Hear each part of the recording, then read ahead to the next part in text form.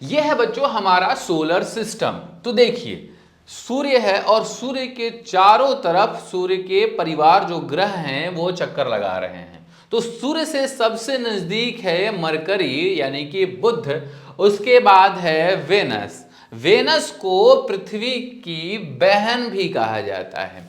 ठीक है, पृथ्वी की बहन इसलिए कहा जाता है कि पृथ्वी के ही अनुसार पृथ्वी के भार, पृथ्वी का रोटेशन, पृथ्वी के जो डेंसिटी है उस सभी चीजें मैच करता है वेनस के साथ, अर्थात कि इसके साथ, अर्थात कि शुक्र के साथ। तो इसीलिए इसे पृथ्वी की बहन कहा जाता है। साथ ही साथ मरकरी सबसे नजदीक रहता है, अर्थात बुध सूर्य का सबसे नजदीक है। लेकिन बच्चों सबसे अधिक अगर हम गर्म की बात करें तो वह है शुक्र।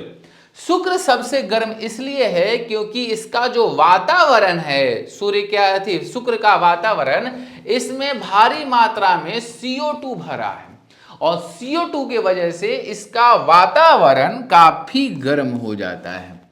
वहीं मरकरी के पास कोई वातावरण नहीं है तो ये उतना गर्म नहीं होता है। अब आते हैं अर्थ। ये पृथ्वी है जहां पर जीवन जीने की संभावनाएं हैं। अर्थ के बाद आता है मार्स का, जहां पर आपके एलॉन मस्क काफी ज्यादा मात्रा में एक्टिव रूप से लगते हैं और वो काम करने जा रहे हैं मार्स मिशन को लेकर के। यहां पर वो घर बनाएंगे और ये मार्स है। उसके बाद मार्स के बाद आता है एस्ट्रॉइड बेल्ट। एस्ट्रॉइड उसे कहते हैं बच्चों जो मार्स और जुपिटर के बीच में होता है। ये जो आप देख रहे हैं पट्टी, ये जो पट्टियां देख रहे हैं आप, ये जो पट्टियां हैं बच्चों ये है एस्ट्रॉइड्स बेल्ट, एस्ट्रॉइड्स। ठीक है, तो ये मार्स है। मार्स के बाद आता है नंबर जुपिटर का और जुपिटर के बाद आता है आपको यूरेनस का। यूरेनस के बाद आता है, जुपिटर के बाद आता है सैटर्न का। ये देखिए शनि है, शनि।